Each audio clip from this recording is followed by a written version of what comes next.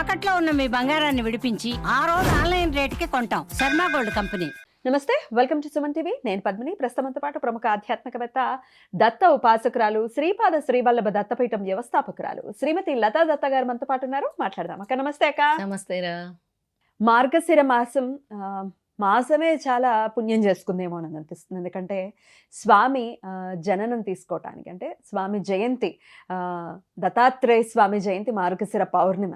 So ఖచ్చితంగా మార్గశిర మాసమే పుణ్యం చేసుకుంది. ఆయన ఈ మాసాన్ని ఎంచుకున్నారు అని అంటే, మరి దత్త జయంతిని విశేషంగా దత్త ఆరాధనలో ఉన్నారు, దత్త ఉపాసనలో ఉన్నారు. కాబట్టి మీరు ఏం చేయబోతున్నారు, ఎట్లా ఏమేమి కార్యక్రమాలు ఉండబోతున్నాయి పీఠంలో, ఇవన్నీ ఒక్కసారి మీ ద్వారా అక్క. తప్పకుండా పద్మిని, చాలా అద్భుతమైన కార్యక్రమాలు ఉంటాయి దత్త జయంతికి. ఎందుకంటే స్వామి స్వయంగా చెప్తారు, ఎవరికి ఎటువంటి దోషాలున్నా కూడా ఎవరైతే స్వామి ఆరాధన చేస్తారో అవన్నీ కూడా హరిస్తాయని. ఎవరికైతే జాతక చక్రంలో గురు గ్రహము జబ్బు పడిందో శ్రీపాద వల్లభులు స్వయంగా చెప్తారు, నీ జాతక చక్రంలో గురుగ్రహం గనుక జబ్బు పడితే అన్ని సమస్త దోషాలు చుట్టుకుంటాయి. అంటే చాలామందికి ప్రాబ్లమ్స్ వస్తూ ఉంటాయి. అసలు ఎందుకు ఇలా జరుగుతున్నాయో తెలియదు. పెళ్ళిళ్ళు జరగవు, కొంతమందికి అయితే లైన్గా డెత్స్ జరుగుతూ ఉంటాయి ఇంట్లో కదా. ఇంట్లో ఒకరి ఒకరి తర్వాత ఒకరు. ఎందుకలా తెలియదు, అసలు ఎందుకు అలా జరుగుతుందో తెలియదు అనమాట. ఎప్పుడైతే, అందుకే అంటారు శ్రీపాద వల్లభులు చెప్పేవారు, గురుగ్రహం జబ్బు పడితే గనక నీ జాతక చక్రంలో చాలా ఉపద్రవాలు వస్తూ ఉంటాయి, ఆరోగ్య సమస్యలు వస్తూ ఉంటాయి అని చెప్తూ ఉంటారు. పెళ్లి కావటానికి కూడా గురుగ్రహం అనుగ్రహం కావాలి. పిల్లల కోసం కూడా గురుగ్రహం అనుకూలంగా ఉండాలి. అంటే గురుగ్రహం సరిగ్గా లేదనుకో జాతక చక్రంలో, వేరే గ్రహాలు బాగాలేకపోయినా గురుగ్రహం బాగుంటే కాపాడుతాడు. కానీ గురుగ్రహమే బాగాలేనప్పుడు వేరేవి ఏమి పనిచేస్తాయి, పనిచేయమన్నమాట. అందుకనే స్వామి నాకు చెప్పారు, శనగలతో అర్చన చేయమని, స్వామికి అభిషేకం చేయమని. ఇక ఎవరైతే పెళ్లి కావాల్సిన వాళ్ళు ఉంటారో, ఉద్యోగం రావాల్సిన వాళ్ళు ఉంటారో, ఈ దత్త జయంతి రోజు వచ్చి ఎవరైతే ఈ శనగలతో అభిషేకం చేస్తారో స్వామికి, మన ఎల్లో కలర్ శనగలు ఉంటాయి కదా, కాబూలీ శనగలు, స్వామికి దాంతో అభిషేకం చేస్తున్నాము ఆ రోజు. అద్భుతం. ఎన్ని కిలోలనా, లేకపోతే 108 కేజీలు. 108 కేజీలతో. అయితే అవి పచ్చివేనా, లేకపోతే వాటిని మళ్ళీ నానబెట్టి? అవి పచ్చివే. తర్వాత మనం ప్రసాదంగా అందరికి ఇస్తాము. అవి స్వామికి మనం అభిషేకం చేశాం కాబట్టి వాళ్ళు నానబెట్టి ప్రసాదంగా స్వీకరించవచ్చు, లేదా చక్కగా కూర వండుకోవచ్చు, చోలే కర్రీ అంటారు కదా, దాన్ని కూడా చేయొచ్చు అనమాట. ఈ గురుగ్రహ దోషం అని తొలగటానికి స్వామి ఎప్పుడు కూడా శనగల్ని ప్రసాదంగా పెట్టమని చెప్పేవారు. శ్రీపాద వల్లభులు శంకర్ భట్కి ఆయన గురువుకి నువ్వు శనగలు దానం చేయి అని చెప్తారు. చేసిన తర్వాత స్వామి శనగలు ఆయన ప్రసాదంగా పెడతాడనమాట శ్రీపాద వల్లభులకి శంకర్ భట్. పెట్టగానే వాటిని లోహపు ముద్దలుగా మార్చేస్తారు. లోహపు ముద్దలుగా మార్చేసి, ఎందుకు ఈ లోహపు ముద్దలు అయ్యాయంటే వాటిని మళ్ళీ అక్షరాలుగా మారుస్తారు. లోహపు ముద్దల్ని, అంటే విచిత్రాలు చేసే శ్రీపాద వల్లభులే ఆ లోహపు ముద్దల్ని మళ్ళీ శనగల రూపంలో చేసి దాంతో అక్షరాల కింద మారుస్తారనమాట. అప్పుడు చెప్తారు, గురుగ్రహం అనుకూలించాలంటే శనగల్ని ప్రసాదంగా చేయాలి. నీ యొక్క బాధ ఉన్నా, ఆరోగ్య సమస్యలు ఉన్నా శనగల్ని నానబెట్టి గుచ్చి నాకు మాలని సమర్పించాలి అంటారు. ఈ శనగ మాలని తప్పకుండా సమర్పించాలి. ఇక పెళ్లి కావాల్సిన వాళ్ళందరూ కూడా దత్తాత్రేయ జయంతి రోజు ముడుపు కట్టి, మన పీఠం కానీ ఎక్కడైనా దత్తాత్రేయ దేవాలయాలు ఉన్నా కూడా ముడుపు కట్టి ఒక వైట్ వస్త్రం తీసుకొని దాని పసుపు నీళ్ళల్లో ముంచి అందులో 1/4 కేజీ శనగలు, పచ్చకర్పూరము, 11 కాయిన్స్, చిన్న ఆవుని ప్యాకెట్, ఎంతో కొంత వాళ్ళకి తోచినంత ప్యాకెట్స్ దొరుకుతాయి కదా, ఆవుని ప్యాకెట్, అలాగే పసుపు కుంకుమ అక్షింతలు వేసేసి దాన్ని ముడుపు కింద కట్టి అక్కడ ఔదంబర వృక్షం చుట్టూ, ఎక్కడైతే దత్తాత్రేయ స్వామి దేవాలయంలో ఔదంబర వృక్షం ఉంటుందో అక్కడ చుట్టూ ప్రదక్షిణ చేసి 108 సార్లు ప్రదక్షిణ చేసి ఎవరైతే ఆ ముడుపుని స్వామి దగ్గర పెట్టి సమర్పించి వస్తారో ఖచ్చితంగా పెళ్ళి అవుతుంది. ప్రత్యేకించి ఆ జయంతి రోజు చేయమంటున్నారు. ఇది ఆ పౌర్ణమి రోజు, ఆ జయంతి రోజు, దత్త జయంతి రోజే చేయమంటున్నాను. పిల్లల కోసం వాళ్ళ తల్లిదండ్రులు ముడుపు కట్టచ్చా?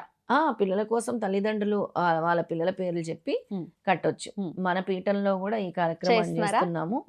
అందరూ కూడా పెళ్లి కావాల్సిన అమ్మాయిలు గాని, అబ్బాయిలు గాని వాళ్ళొచ్చి స్వయంగా కడితే చాలా మంచిది. అలాగే ఔదుంబర వృక్షం చుట్టూ ప్రదక్షిణాలు చేస్తే మంచిది.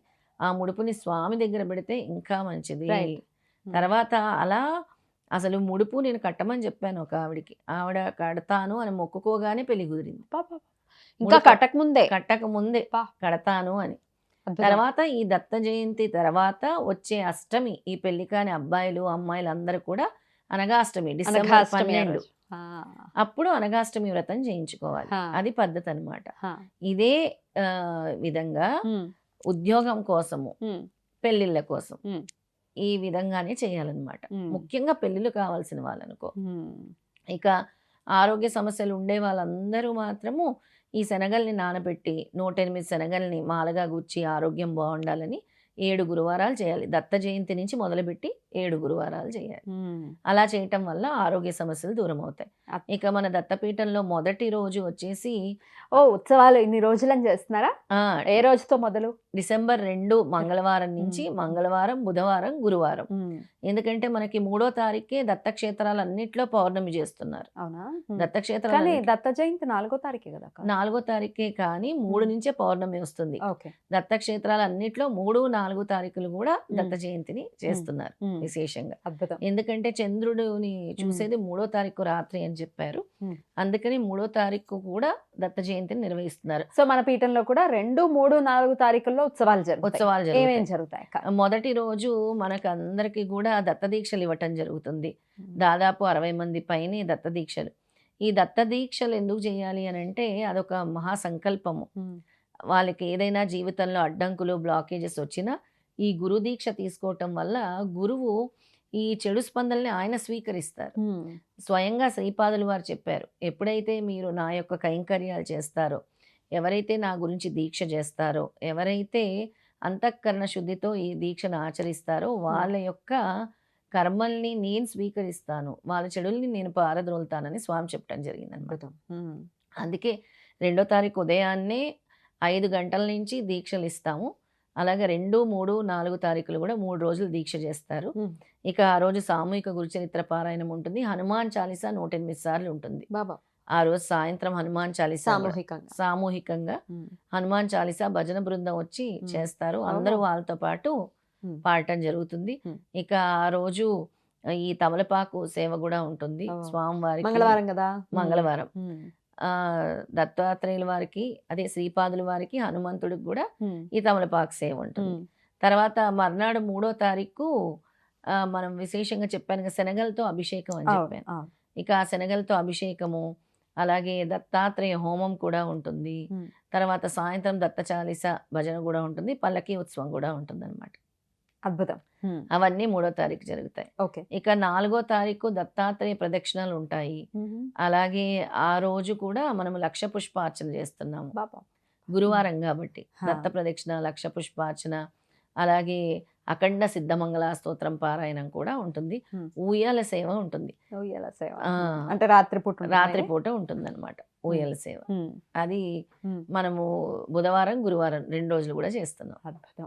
ఇన్ని కార్యక్రమాలు ఉన్నాయి. మరి మేము కూడా రావాలనుకుంటున్నాం పీఠానికి, మేము కూడా దర్శించుకోవాలనుకుంటున్నాం ఈ ప్రత్యేకమైన హోమం కానీ ఇటువంటి అభిషేకాల్లో కానీ మేము పాల్గొనాలి అంటే వాళ్ళు కూడా పాల్గొనొచ్చా? తప్పకుండా. అభిషేకాలంటే గుర్తొచ్చింది నాకు. 64 సుగంధ ద్రవ్యాలతో అభిషేకం చేస్తున్నాం మొదటి రోజు. అద్భుతం. ఏకాదశ రుద్రాభిషేకం చేస్తున్నాం. ఉమ్. తర్వాత సప్త నదీ జలాలతో అభిషేకం చేస్తున్నాం. ఆ 3 రోజులు కూడా విశేషమైన అభిషేకాలు కూడా ఉన్నాయి. అందులో కూడా పాల్గొన. అందులో కూడా అభిషేకాల్లో పాల్గొనాలంటే తమ గోత్రనామాలు ఇచ్చినా కూడా మనం చేస్తాం. నేను అడగబోతున్నాను. గోత్రనామాలు ఇప్పుడు వేరే చాలా దూరంలో ఉన్న వాళ్ళు ఈ కార్యక్రమాలు పాల్గొనాలి అనుకుంటే మీరు ఇస్తారు? ఖచ్చితంగా. అవకాశం. ఈ అభిషేకాల్లో దత్త హోమంలో పాల్గొనొచ్చు. అక్కడ జరిగే పల్లకి ఉత్సవంలో ఊయల సేవలో కూడా పాల్గొనాలంటే ముందే మన దగ్గర రిజిస్ట్రేషన్ చేసుకుంటే పాల్గొనొచ్చు. రైట్. చాలా చాలా అద్భుతమైనటువంటి కార్యక్రమాలని స్వామి సంకల్పించుకున్నారు. స్వామి ద్వారానే ఈ సంకల్పం వచ్చిందని ఖచ్చితంగా చెప్పుకోవచ్చు. చక్కటి కార్యక్రమాలని డిజైన్ చేసి ఉన్నారు. చాలా ఆయన అనుగ్రహంతో అన్ని దిగ్విజయం అవ్వాలని మనస్ఫూర్తిగా కోరుకుంటూ, మరి మీరు కూడా ఈ కార్యక్రమంలో పాల్గొనాలి అనుకునే వాళ్ళు మీ గోత్రనామాలు ఇచ్చుకోవచ్చు, లేదా ఇంకా ఏమైనా డీటెయిల్స్ కావాలి, మీరు డైరెక్ట్గా రావాలి అనుకున్నా కూడా రిజిస్టర్ చేసుకోవాల్సి ఉంటుంది.